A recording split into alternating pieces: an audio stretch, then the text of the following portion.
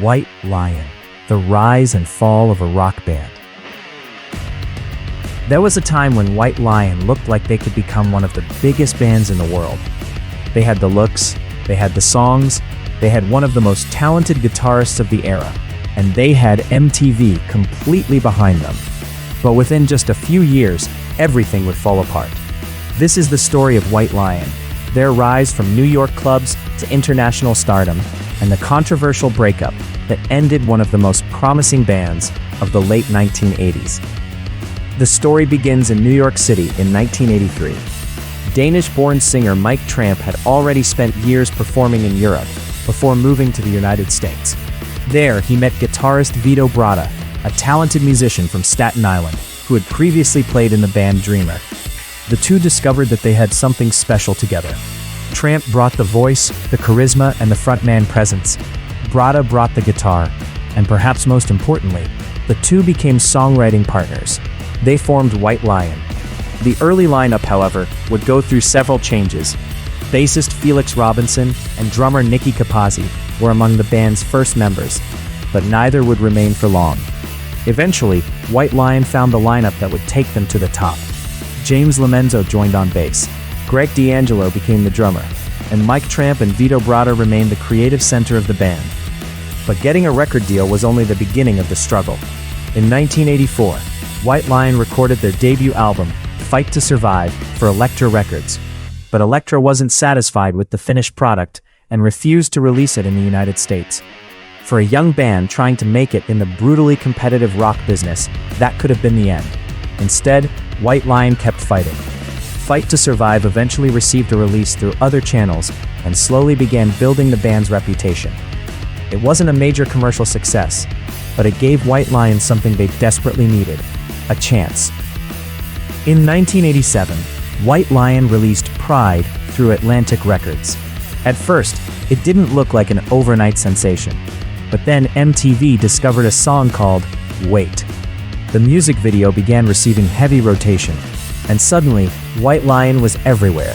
But Wait wasn't the only song helping White Lion break through. Tell Me was another important track from Pride. With its infectious melody, powerful guitar work from Vito Bratta, and Mike Tramp's distinctive vocals, Tell Me helped establish White Lion's sound and gave the album another song that fans could connect with. Together, songs like Wait and Tell Me helped push Pride into the spotlight.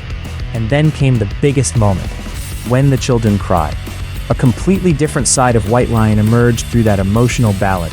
Instead of another party rock anthem, the band delivered a song about war, suffering, and the future of children. The song reached number 3 on the Billboard Hot 100, and Pride eventually sold more than 2 million copies in the United States. White Lion had officially arrived. They weren't simply another hair metal band.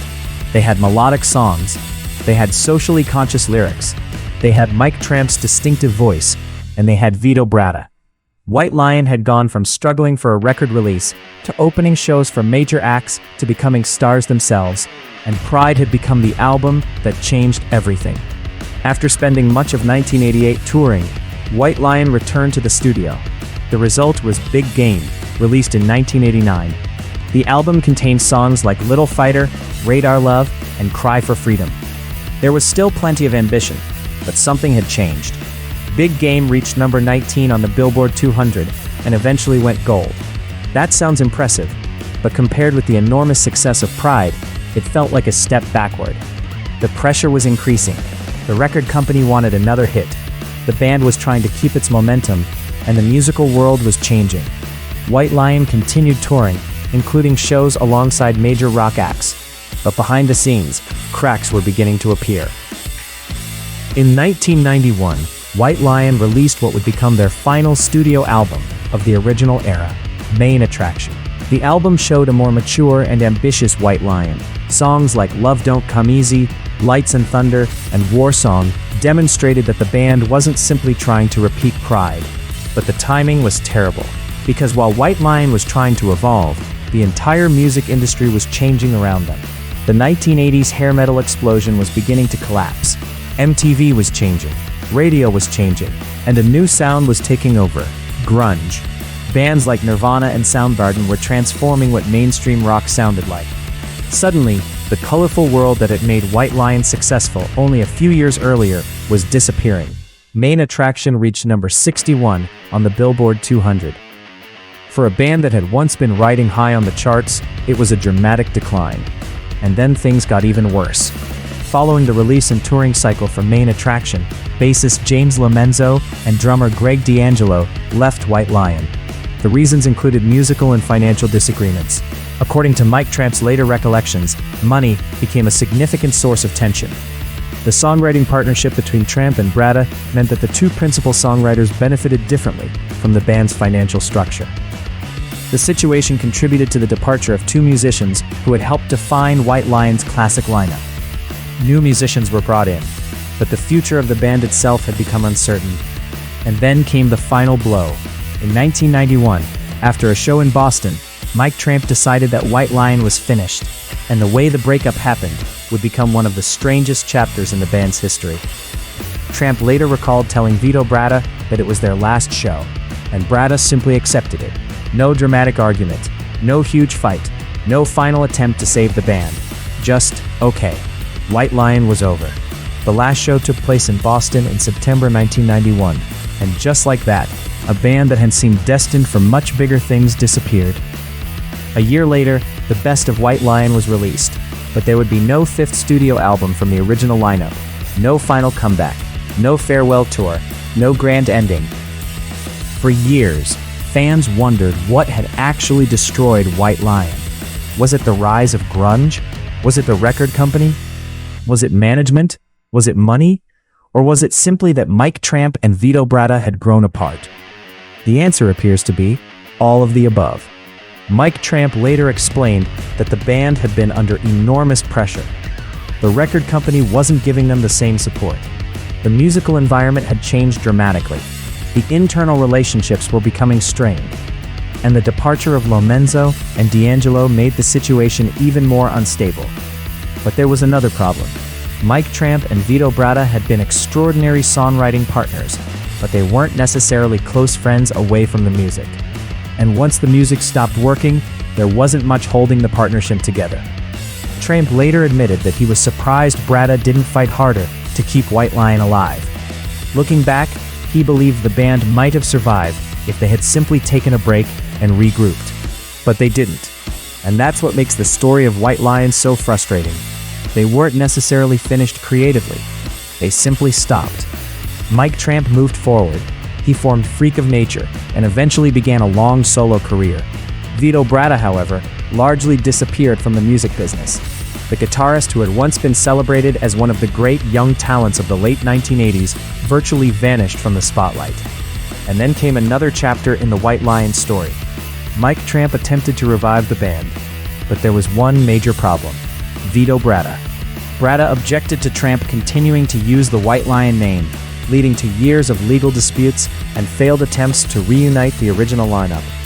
Tramp eventually formed versions of White Lion with new musicians. In 2008, a new lineup released Return of the Pride, the first White Lion studio album in 17 years. But it wasn't the reunion many fans had hoped for. It was White Lion without the guitarist who had helped create its signature sound. And eventually, the battle over the name reached its own conclusion. In 2010, Tramp and Bratta reached an out-of-court settlement in which Tramp ceded ownership of the White Lion name to Bratta. The irony was hard to miss. The two men who had created White Lion together had spent years unable to agree on what should happen to the name. White Lion's original run lasted only about 8 years. 4 studio albums, 1 massive breakthrough, millions of records sold, and a career that ended just as the musical world was changing forever. But the band's legacy is bigger than its chart statistics. Pride remains one of the defining albums of the late 1980s melodic metal era. Wait remains instantly recognizable, became one of the biggest power ballads of its generation, and Vito Bratta's guitar work continues to attract musicians and fans who believe he was one of the most underrated guitarists of the era. Maybe White Lion could have survived the arrival of grunge. Maybe they could have evolved.